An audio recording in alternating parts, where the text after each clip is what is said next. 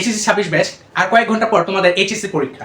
এখন এই শেষ মুহূর্তে তুমি কি করবে এবং কি করবে না তারই গাইডলাইন নিয়ে আজকে কিছু কথা বলবো। প্রথমেই তোমার একটা ফাইল নিবা, ফাইলে তোমার প্রবেশপত্র, রেজিস্ট্রেশন কার্ড, তারপর হচ্ছে পেন্সিল, রাবার, তারপর কয়েকটা বল পেন, এগুলো সব গুছিয়ে স্কেল এগুলো গুছিয়ে রাখো, পরীক্ষা যাওয়ার আগ মুহূর্তে তোমার যেন কোনো ঝামেলায় না পড়তে হয়। এখন সেকেন্ড ওয়ান কি করবে, এখন তোমাদের যা রিভিশন দিচ্ছ এই কয়েকদিন তো বাংলা ফার্স্ট পেপারের যাবতীয় সব কিছু পড়ছো, শেষ মুহূর্তে জাস্ট যা পড়ছো জাস্ট সেগুলো একবার চোখ বোলাও, সেগুলোই রিভাইজ দাও, ঠিক আছে? সেগুলোই রিভাইজ দাও, আর কিছু বেশি কিছু পড়বে, যা পড়ছো তাই, নতুন কিছু পড়তে যাবে না, নতুন কিছু মনে থাকবে না, যা পড়ছো তাই। একটা থার্ড হচ্ছে তোমার কি আজকে রাত্রে দেখো অনেকে আছে সারা রাত পড়বে, সারা রাত পড়বে, এটা স্বাভাবিক, কিন্তু এখন সারা রাত পড়া এবং তোমার ধরো তোমার ঘুম আসছে, তুমি 10টা 11টা ঘুমিয়ে গেলা, তুমি 3টা 4টা বাজে উঠলা, কোনো সমস্যা নেই, এই গ্যাপে তুমি ঘুমিয়ে নিলা, ঠিক আছে? তুমি এই 4-5 দিন অনেক পর পড়ছো, কিন্তু এখানে দেখো এখন তোমার এই পরীক্ষাতে তুমি কয়েক আগের থেকে শুরু করছো, 4 থেকে 5 দিন, ঠিক আছে? 4 থেকে 5 দিন শুরু করছো, তুমি অলরেডি পড়ছো, তোমার মেমোরিতে অলরেডি স্টোর আছে, এখন জাস্ট রিভিশনটা দেওয়া, জাস্ট তোমার কিওয়ার্ডগুলো মনে হয় না, এটাই তোমার কাজ। এখন তুমি এই 10টা 11টা ঘুমিয়ে গেলা, তুমি 3টা 4টা উঠলা, কোনো সমস্যা নেই, তুমি আর ঠিক যাওয়ার আগ পর্যন্ত টাইম পাবা পড়ার রিভিজ দেওয়ার। আচ্ছা ভাইয়া, এটা হচ্ছে একটু লং ভিডিও হবে, আর যারা স্কিপ করতে চাও স্কিপ করে নিতে পারো, কোনো সমস্যা নেই, এটা একটু লং ভিডিও হবে। আর কি করবে না, ঠিক আছে? এই যে রাত জায়গার কথাটা বলছি, এটা রাত জাগবে না, ঠিক আছে? এখন তোমার মেমোরিটা দরকার, তোমার স্টোর হওয়ার জন্য একটু টাইম প্রসেসটা দরকার, এটার জন্য তোমার রাত আজকে না জাগলে হবে, ঠিক আছে? যেগুলো একদিন পরীক্ষা থাকে সেইখানে একটু বেশি প্রেশার থাকে, ওই দিন জাগতে পারো, কোনো সমস্যা নেই, কিন্তু আজকে জাগার দরকার নেই।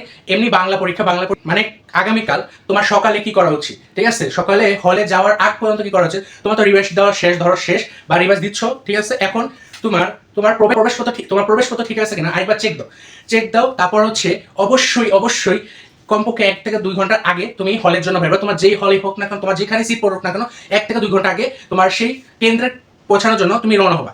কারণ হচ্ছে জ্যাম পড়বে অবশ্যই ভাইয়ারা, কারণ সব স্টুডেন্টরাই পরীক্ষা দিতে যাবে, রিক্সা গাড়ির সব জ্যাম লাগবে, এই জন্য 1 থেকে 2 ঘন্টা সেফ হবা, সেফের জন্য 1 থেকে 2 ঘন্টা আগে বের হয়ে যাবা, জাস্ট 30 মিনিট আগে যাক, এটা তো বাধ্যতামূলক, 30 মিনিট আগে হলে থাকা, এটা তো বাধ্যতামূলক, এটা তো প্রবেশপত্রে লেখা আছে। করবে না, এখন কি করবে না, এখন কেন্দ্রে গেছো, কেন্দ্রে যে তুমি তোমার বন্ধুকে দেখলা, বন্ধুর সাথে কথা বলো, কোনো সমস্যা রিল্যাক্সের জন্য। এখন বন্ধুর সাথে এই কথা বললো না যে কি পড়ছো তুই, কি পড়ছো না পড়ছো।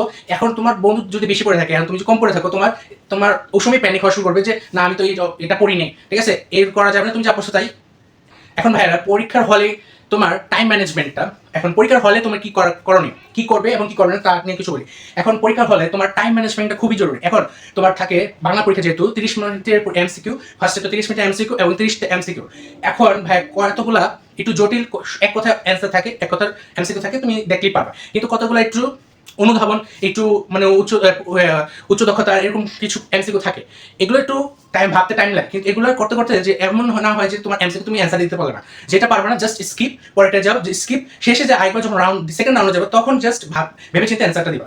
দ্বিতীয় কাজটা ওটা ছিল দ্বিতীয় কাজ, ঠিক আছে? ওটা ছিল দ্বিতীয় কাজ। প্রথম কাজটা কি ভাইয়া, প্রথমেই তোমার আগে তো খাতা দিবে, তারপর এমসিকিউ ওয়েমার শিটটা দিবে, তারপর তোমার খাতা দিবে। তোমার প্রথম কাজটি হচ্ছে তোমার রোল রেজিস্ট্রেশন নাম্বার খুব ভালোভাবে লিখে ফেলা। এখন সেট কোড, আবার অনেকে ভুল করে ফেলায়, এই জন্য এমসিকিউতে ফেল এসে পড়ে, যে তোমার সেট কোডটা অবশ্যই রিচেক দিবা, যে যখন তুমি সেট কোডটা তোমার ঠিক আছে কিনা, তোমার সেট কোড তুমি লিখছো কিনা, এটা অনেকের এই মিস্টেকের কারণে ফেল এসে পড়ে এমসিকিউতে বিশেষ করে। এখন থার্ড ইয়ে হচ্ছে তোমার প্রশ্ন পাবে, তোমার সৃজনশীল কোশ্চেন পাবে, তো এমসিকিউ শেষ।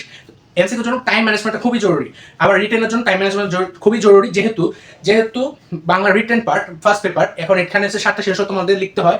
রিটেন প্রশ্ন পাওয়ার সাথে সাথেই তোমার প্রশ্নটা আপাতত 2 থেকে 1 মিনিট টাইম নেবা, যে দেখবা যে কোনটা তুমি পারো, কোনটা তুমি অ্যান্সার করবা, কোনটা তুমি ভালো পারবে সেটা আগে অ্যান্সার করবা, যেটা ভালো পারবে সেটা আগে অ্যান্সার করবা।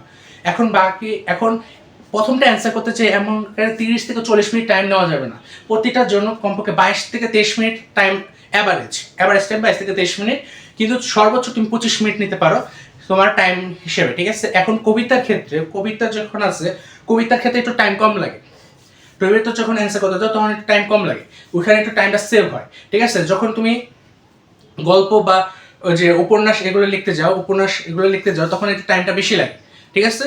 এখন এই ক্ষেত্রে তুমি তুমি তোমার যেটা ভালো লাগে, তুমি ধরো কবিতার পাঠটা পারলা, কবিতারটা আগে দিলা, বা তুমি গল্পের পাঠটা আগে ভালো পারলা, তুমি গল্পের পাঠটা আগে দিলা, কোনো সমস্যা নেই, ঠিক আছে? এই শেষ পর্যন্ত তোমাদের এই ভিডিওটা হেল্পফুল হতে পারে। সবার জন্য শুভকামনা রইল এইচএসসি 26 ব্যাচ, সবাইকে আসসালামু আলাইকুম।